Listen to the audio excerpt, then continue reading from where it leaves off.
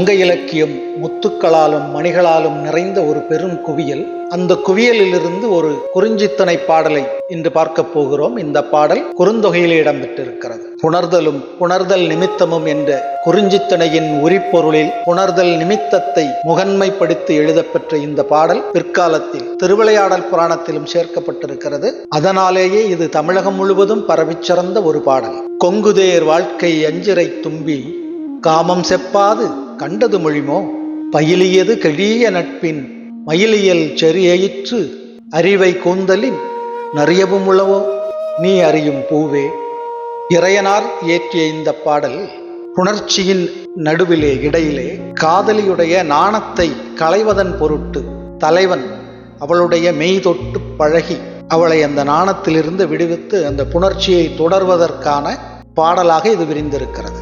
மெய்தொட்டு பயிரல் என்பது ஒரு மரபு வழிமுறை. அது காலகாலத்துக்கும் உயிர்களோடு தொடர்புடையதும் கூட.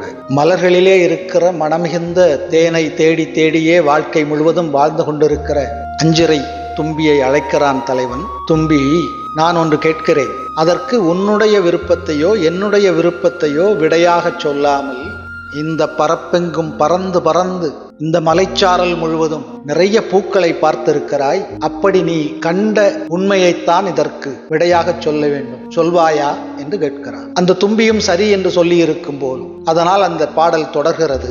நெடுங்காலமாக என்னை காதலித்து என் மீது அன்பு கொண்டு நட்பு கொண்டு என்னோடு இயைந்து இருக்கிற இந்த மயிலின் இயல்பையுடைய அழகான முத்து போன்ற வரிசையான பற்களை கொண்ட இந்த பெண்ணின் கூந்தலை விட மனமுள்ள மலரை நீ எங்கேனும் பார்த்திருக்கிறாயா, உனக்கு தெரியுமா என்று கேட்கிறான். இப்படி அந்த பெண்ணின் மெய் தொட்டு தலைவன் பேசுகின்ற அந்த நெருக்கம் அந்த பெண்ணின் நாணத்தை அவிழ்த்திருக்கும். இது உலகில் இருக்கிற பறவைகள், விலங்குகள் என எல்லா உயிர்களுக்குமான அடிப்படை இயல்பு. அதுதான் இந்த பாடலிலும் பறந்து கிடக்கிறது. இயற்கையோடு இயைந்த தமிழர்களின் காதலை சொல்லும் இந்த பாடல் இன்றும் இலக்கிய உலகில் பேசப்பட்டு கொண்டே இருக்கிறது.